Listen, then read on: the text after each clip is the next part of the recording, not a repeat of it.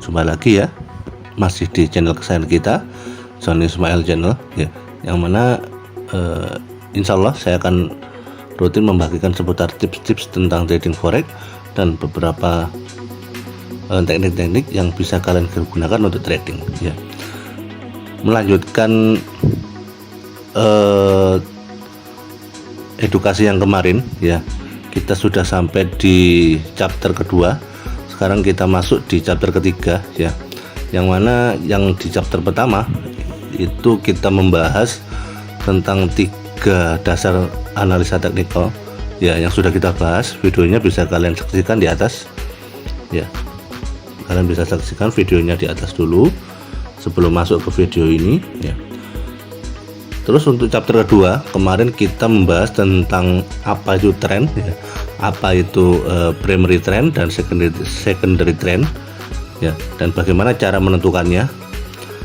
Untuk videonya bisa kalian saksikan juga di sini ya, silakan kalian saksikan. Di sana saya jabarkan lebih mudah dan lebih bisa dimengerti oleh para trader-trader pemula sekalipun ya. Sekarang kita masuk di chapter ketiga, kita membahas tentang bagaimana cara menentukan swing, dimana kemarin kita membahas trend, primary trend dan secondary trend ya. Sekarang kita membahas bagaimana cara menentukan swingnya. Setelah kemarin kita membahas tentang primary trend dan secondary trend ya, jika kita mengurutkan adalah kita langsung saja masuk di pembahasan ya. Di sini kita bisa melihat bahwa tren di pair out chart trennya bearish ya, berarti trennya dia tren turun ya, peluang yang bisa kita ambil adalah peluang sell ya. Terus cara kita menentukan swingnya gimana ya, katakanlah kemarin kita sudah mengetahui bahwa primary trend seperti ini primary, ini secondary, ini primary, ini secondary, ini primary, ini secondary, ini primary, ini secondary ya. Selama posisi secondary reaction dia lebih pendek daripada primary ya, maka tren tersebut masih kuat untuk turun ya. Begitu juga sebaliknya pada waktu kondisi tren bullish, jika posisi secondary-nya masih lebih pendek ya, tidak lebih dari 78,2 rasio Fibonacci, maka dia kemungkinan masih melanjutkan tren naiknya ya. Di sini kita membahas tentang pair out chart dalam kondisi bearish ya. Kita melihat posisi secondary reaction-nya dia tidak panjang ya, dia pendek di sini.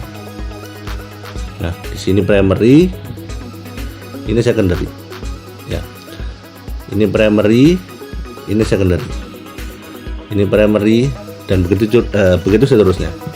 Terus bagaimana cara kita menentukan swing ya? Sebelum kita menentukan swing, kita ketahui dulu apa itu swing, swing sebenarnya ya. Swing itu adalah konfirmasi pembalikan arah ya, konfirmasi pembalikan arah dari sebuah tren. Katakanlah di sini dia trennya turun ya, berarti swing itu lebih mirip ujung dari secondary reaction atau primary trend ya. Ujung-ujungnya berarti dia mengacu kepada ini, ujung-ujungnya. Nah, di sini ya. Singkat kata adalah swing itu merupakan ujung-ujung dari secondary trend dan primary trend ya. Bagaimana cara kita menentukan ujung-ujungnya, sedangkan kita tidak tahu nih ya, sampai mana ujung-ujung tersebut akan berhenti. Di sini saya coba gabungkan dengan satu indikator yang cukup bagus ya, untuk menentukan apakah dia sudah valid, sudah terbentuk swing atau tidak ya. Karena memang kalian tidak bisa ya berpatokan hanya kepada formasi candlestick, kalian juga ada trigger momentum supaya kalian bisa menentukan swing tersebut valid atau tidak ya. Salah satu indikator yang saya gunakan adalah saya pakai stochastic oscillator sini ya. jika kalian yang belum bisa bagaimana cara menggunakan stochastic oscillator, ya di sini akan saya coba saya jabarkan ya, lebih mudah dan lebih sederhana supaya kalian bisa lebih mudah mencerna. Ya, di posisi stochastic oscillator ini kalian bisa melihat di sini ya. Di sini kalian bisa melihat stochastic oscillator. Nah, di sini ada rasio-rasio, ada rasio 20 di sini, dan ada rasio 80 ya. Dimana jika suatu harga dia berada dalam posisi rasio 20 sini, di area 20 ini ya, maka harga sudah cenderung oversold ya, atau jenuh jual, atau mungkin terlalu murah ya. Begitu juga sebaliknya, jika harga berada dalam area 80 ini, area 80 atau mungkin 80 ke atas ya, berarti dia sudah harga terlalu mahal atau jenuh beli ya. Nah, bagaimana cara kita menggunakannya? Caranya cukup mudah. Jika kalian melihat posisi seperti ini, katakanlah kita ambil untuk swing yang ini ya, untuk swing yang ini. Nah, bagaimana kita tahu swing tersebut valid atau tidak? Jadi caranya cukup mudah. Jadi kalian cukup melihat stokastiknya. Jika dia posisi swingnya sebelah sini, berarti untuk stokastiknya dia berada di area ini ya, karena memang ini sejajar ya. Jika kalian melihat ini, dia sejajar ya, lurus di sini ya. Terus kalian lihat di sini, jika kalian melihat stokastiknya dia sudah memotong dari atas ke bawah seperti ini ya, maka kemungkinan dia sudah konfirmasi untuk terbentuknya swing ya. Atau jika kalian masih belum yakin atau ragu, kalian cukup melihat formasi dari candlestick. Kita coba zoom ya supaya kalian lebih jelas. Nah, di sini ternyata muncul formasi candlestick. Nah, di sini ini adalah inset bar ya, di mana posisi candle pertama dia lebih besar daripada candle kedua ya. Ini bentuk formasi inset bar seperti itu. Jadi ini mengindikasikan bahwa tren yang awalnya dia naik di sini sudah konfirmasi untuk turun ya, seperti itu. Jadi cukup kalian sejajarkan saja antara stokastik ini dengan konfirmasi swing ini. Jika kalian masih belum menguasai ya bagaimana formasi candlestick ya, jadi cukup kalian pakai acuan dari stokastik saja supaya tidak bingung ya. Jadi kalian lihat saja posisi stokastiknya di sini, apakah dia sudah memotong dari atas